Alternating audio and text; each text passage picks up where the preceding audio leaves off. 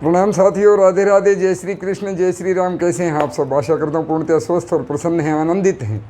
इसी के लिए नित्य राधा रानी के चरणों में मेरी कामना होती है।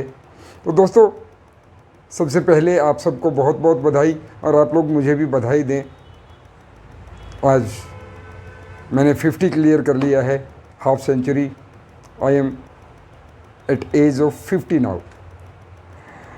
यानी आज मेरा जन्मदिन है भैया, सीधी सी बात है। मैं वर्चुअली आप लोगों को मिठाई नहीं खिला सकता, लेकिन आप लोगों का आशीर्वाद चाहता हूँ। यूं ही आपका आशीर्वाद बना रहे और मैं यूं ही आप लोगों के लिए, अपने लोगों के लिए आपके सामने हाजिर रहूं, ऐसी राधा रानी से मेरी प्रार्थना है।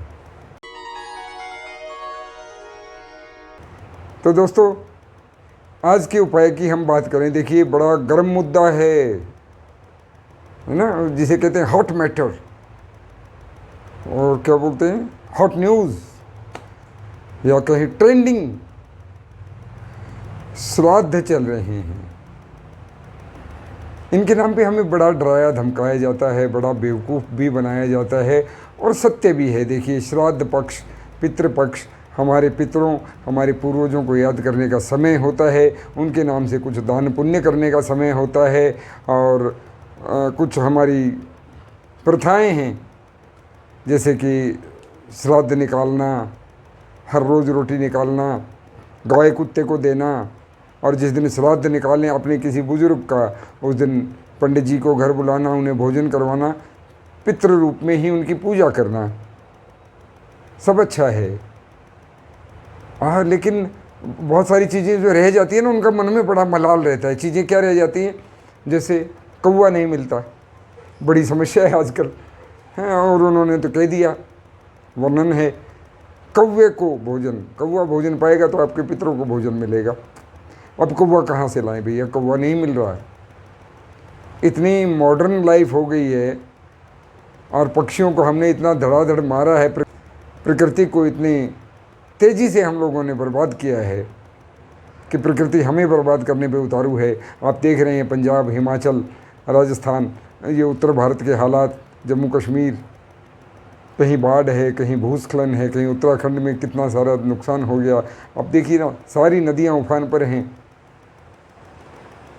तो कौवा नहीं मिलता।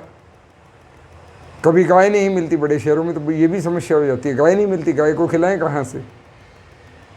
तब क्या करें? कुत्ते नहीं मिलते, स्ट्रीट डॉग्स खैर मिल ही जाते हैं। अब तो सुप्रीम कोर्ट से केस भी जीत चुके हैं, स्ट्रीट डॉग्स मिल जाते हैं।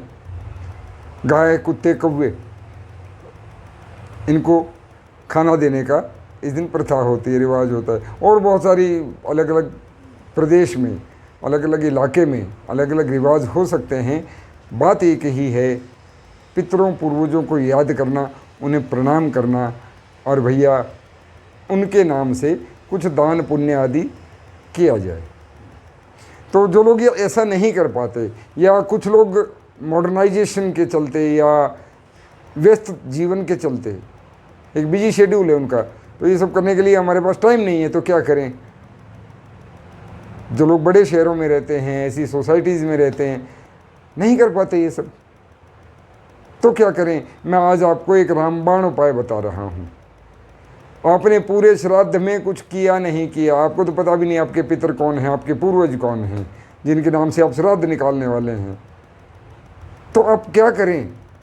उसके लिए बड़ा सिंपल सा उपाय कि आप पूरे श्राद्ध का, पूरे कनागत पक्ष का, पूरे पितृपक्ष का जो पुण्य होता है, वो एक साथ प्राप्त कर सकते हैं। अपने पितरों, अपने पूर्वजों का आशीर्वाद प्राप्त कर सकते हैं, उनका शुभ आशीष आपको मिलेगा।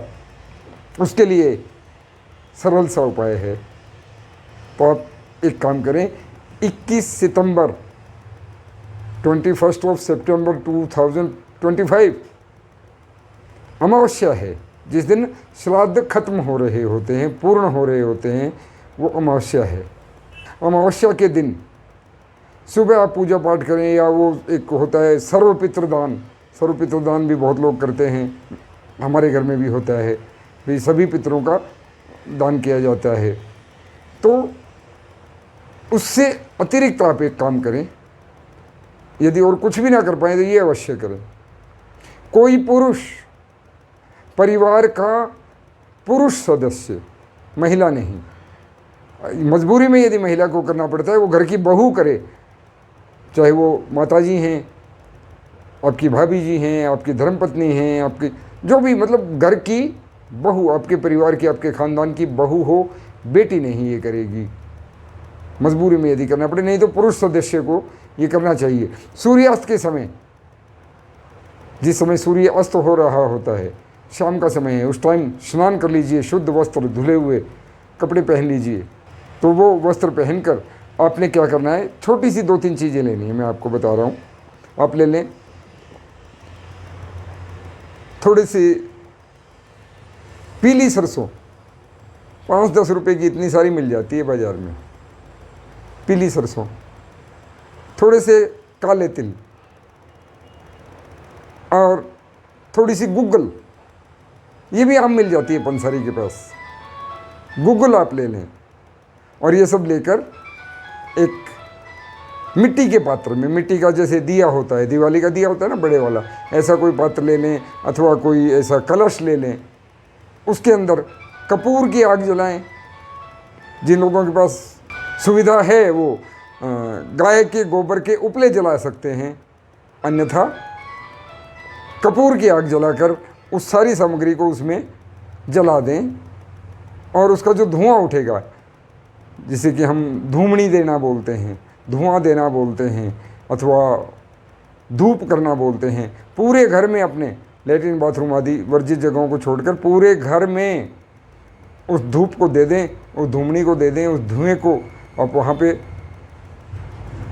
करें। और फिर उसे अपने मकान की, आप चाहे फ्लैट में रहते हैं, आप चाहे कोठी में रहते हैं, आप बेंगलोर में रहते हैं, आप फार्म हाउस में रहते हैं, वहीं दक्षिणी दीवार, दक्षिण दिशा में उस पात्र को रख दें, यानी बचा हुआ धुआं जो भी है तो वो उस दिशा से आता रहे। आपको आपके पितरों का, आपके पूर्वजों का पूर्ण आशीर्वाद प्राप्त होगा, उनकी मुक्ति होगी और आपको शुभ आशीष मिलेंगे, सदा उनकी तरफ से आपको शुभकामनाएं मिलेंगी। और ये उपाय जीवन बदल देने की क्षमता रखता है। तो आजमा के देखें, जाता क्या है, राधे राधे बोलें, हरे कृष्ण बोलें, हरे राम बोलें, नाम जप करते रहें, प्रकृति की सेवा करें, प्रकृति की रक्षा करें। तो जो लोग मुझे बर्थडे गिफ्ट देना चाहते हैं, मुझे ईमेल करना, मैं QR सेंड कर दूंगा।